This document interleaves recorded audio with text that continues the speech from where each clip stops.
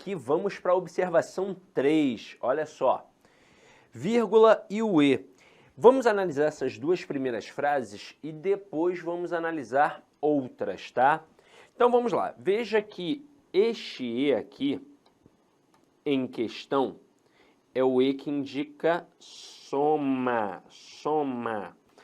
Aí quando o E indica soma, e na situação frasal liga sujeitos idênticos, significa que não pode colocar vírgula. Então veja a primeira frase. A moça veio à festa e logo se foi. Quem foi que veio à festa? A moça. E quem logo se foi? A moça. Então o referente das orações é o mesmo.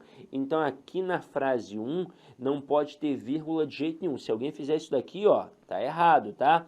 Agora vou salientar só uma outra coisinha que é importante salientar. Vamos supor que o camarada estendesse essa questão para tipos de sujeito e perguntasse o sujeito da oração aqui representado pela forma verbal veio. E aí? Quem seria o sujeito? Qual seria a classificação? Seria um sujeito simples. E por quê? Porque aqui o sujeito é a moça, o núcleo é moça. Agora, e quem seria o representante da forma verbal foi? Ah, Sidoca, seria simples também, não é? Não é a moça? Não. Veja que a moça faz parte apenas desta oração representada pela forma verbal veio. Pela forma verbal representada aqui pelo foi, a moça não faz parte dessa oração. Ó, são duas orações. A primeira oração aqui, ó, vamos assinalar. A primeira oração, ela não tem um síndeto. O que é o síndeto? É o conectivo E. Então, esta primeira oração é uma oração coordenada assindética. Mas é uma oração, não é? E a segunda aqui agora, a partir do E, vai ser o que a gente chama de oração coordenada sindética aditiva. Então, você está vendo que são duas orações? Na primeira oração, o sujeito apareceu explícito. Na segunda, não. Na segunda, nós descobrimos pelo contexto. Então, o sujeito da forma verbal foi ali, ó, é oculto. Ou posso chamar de elíptico, ou também de desinencial, tá? Agora, olha a frase 2, que interessante e polêmica. Nós temos um E que indica soma, só que agora o sujeito das orações é diferente. Veja que na primeira oração o referente é a moça, mas na segunda oração o referente é o marido. Então, ó, a moça veio à festa e o marido ficou em casa. Eu tenho um E que indica soma com sujeitos diferentes. Neste caso aqui, existe a possibilidade de colocar uma vírgula facultativa. Esta informação que eu vou te dar aqui agora é demasiadamente importante, porque tem gramáticos que dizem que esta vírgula aqui é obrigatória. E aí rola uma confusão danada. Tem gramático que diz que a vírgula é facultativa aqui, tem gramático que diz que a vírgula é obrigatória. E aí, dependendo de onde você já estudou, presencial ou online, você escutou até de um professor muito bom, muito consistente, que esta vírgula é obrigatória. Ele está errado? Não, ele não está errado. Até porque existe, de fato, essa visão entre alguns gramáticos. Ele só pontuou isso. Ele pontuou a visão de um gramático que provavelmente deve ser um gramático adotado por ele, um gramático a quem ele admira, e aí ele deu essa visão. Ele não está errado. Aí você vai falar assim, ué, mas caramba, se ele não está errado, como é que você agora está certo? Porque nem ele está errado, nem eu estou errado, nem ele está certo, nem eu estou certo, no fim das contas. Só que aí é o seguinte, para nossa sorte, nós não estamos num ambiente acadêmico, discutindo para ver quem está mais certo e quem está mais errado. Até porque não tem essa história de quem está mais certo e quem está mais errado. Não tem essa. São duas visões diferentes. Então, para alguns gramáticos, essa vírgula é obrigatória. Para outros gramáticos, essa vírgula é facultativa. Mas o que nos importa é o que cai na prova. Ah, mas como é que é cobrado em prova? Eu quero saber como é que é cobrado na minha banca, vírgula facultativa. Até hoje, em todo o cenário do concurso público, isso significa em todas as bancas, todas, sem tirar nem pôr, todas.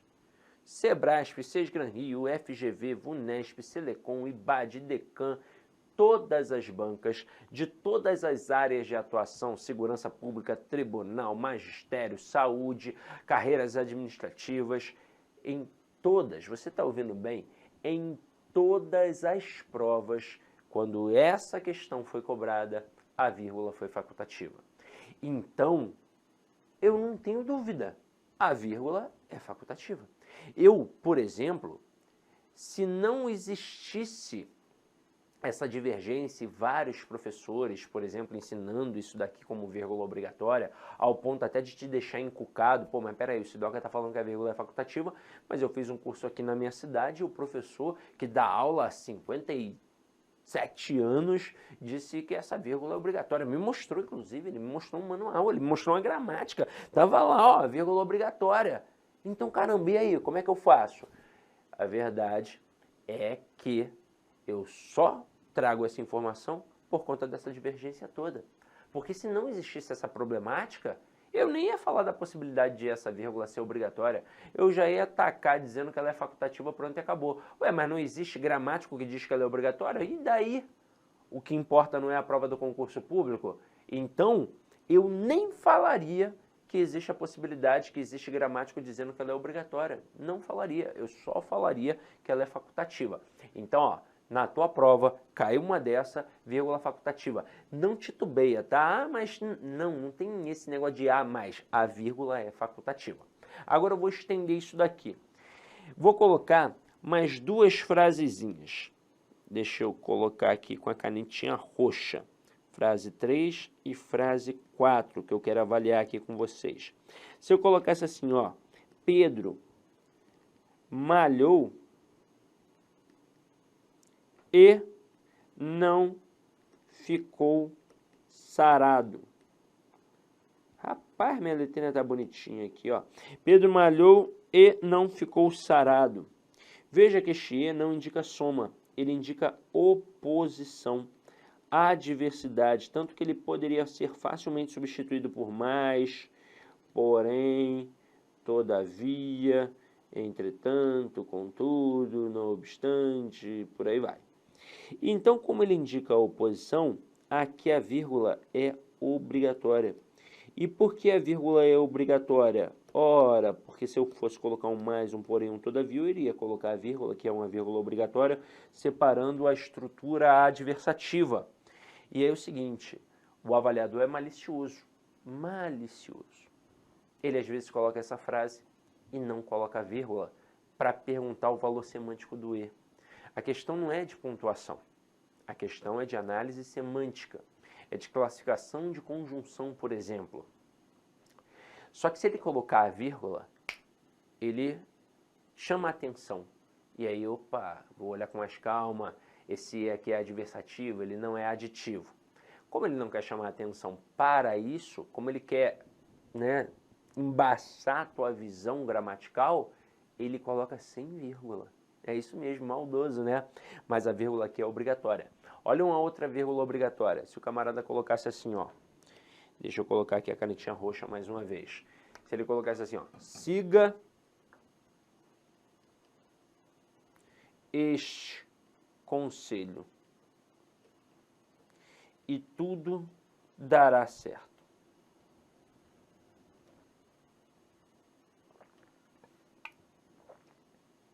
Neste momento, a vírgula aqui, ó, também é obrigatória. Porque este E aqui é um E explicativo. E como é que eu sei que este E é um E explicativo? Porque antes, na outra oração, apareceu o modo imperativo. E quando a gente tem um modo imperativo, para justificar essa ordem, eu tenho que explicar. E eu justifico, obviamente, colocando uma conjunção explicativa. Aqui apareceu o E, mas poderia ser um porquê. Siga este conselho porque tudo dará certo. Poderia ser um que. Siga este conselho que tudo dará certo. Poderia ser um pois. Siga este conselho, pois tudo dará certo. E por aí vai. Aí aqui a gente fechou a vírgula e o E. Agora nós vamos para um outro camaradinha que é extremamente perigoso. A vírgula e o etc. O etc. é uma abreviação latina, assim, ó, et cetera ou etc. Então, o etc. que a gente conhece é uma abreviação de uma expressão latina que significa e outros. Esse et aqui é um e, Quem já fez faculdade deve ter se ligado que em alguns artigos você tem o nome do autor que apresenta aquela ideia, mas nem sempre é só aquele autor que tem aquela visão. De vez em quando, outros autores comungam daquela visão. Só que aquele autor especificamente é mais conhecido. Ele, mais conhecido que eu digo assim, mais conhecido naquela área ali. Eu estou falando essa galera da internet aí que tem 50 milhões de seguidores, não. Estou falando conhecido naquele assunto, tá? E aí o nome dele é que vem. E aí depois vem assim, et al. Quando eu estudava na faculdade, tinha uma autora que a gente estudava muito, uma autora chamada Mira Mateus. E aí vinha assim, Mira Mateus et al, né, de alguma visão gramatical apresentada por ela e por outros autores, só que aí não colocavam o nome dos outros autores, só diziam assim, ó, et al. Tanto que tinha aluno iniciante, né, ali na faculdade, assim, no primeiro período, que achava que esse et al era alguém. Ah, deve ser alguém dos Emirados Árabes, né? Pô, Mira Mateus e o et al. Pô, esse et al aí é brabão, famoso pra caramba. O cara pensava que era tipo o Celso Cunha e o Lidley Sintra, né? Ah, então, assim, pô, esse et al aí é sinistro. Mas não, era só uma expressão latina, que significava e outros, né? Que havia outros autores. E é assim que funciona o etc. Agora, tem algumas informações importantes sobre o etc., porque ele pode aparecer numa prova objetiva, mas ele também pode aparecer numa prova discursiva. Só que na prova discursiva é você que vai colocar, não é? Só que aí você está... Olá, meus amigos. Inicialmente eu peço licença a vocês, pois interrompi os seus estudos, mas esse vídeo é um vídeo promocional da Lá Concurso, é um vídeo para você se deparar aqui com o nosso site. Se você quiser assistir o final desse vídeo, se você quiser assistir o PDF, quer fazer o curso completo, ponto a ponto do edital, super atualizado, enxuto, eu convido você a se matricular no nosso curso, tem um link aqui embaixo, o investimento apenas R$ 119,90. Para de reclamar aí que eu cortei o vídeo, cara, vai lá, tira o escorpião do bolso. Ah, não tenho, mentira, não acredito nisso, R$ 119,90, esse curso fabuloso aqui da Lá Concursos, o melhor custo-benefício do mercado, ali você vai encontrar, tá certo? Todo o conhecimento necessário e suficiente para você ser aprovado no concurso da Guarda Civil. Só depende de você. E ainda, você tem ainda a nossa metodologia do Personal Coach, que é o estudo e regime de metas. Bacana? Vamos lá, vem estudar com a gente aqui na Lá Concurso. Forte abraço, fique com Deus. Tchau, tchau.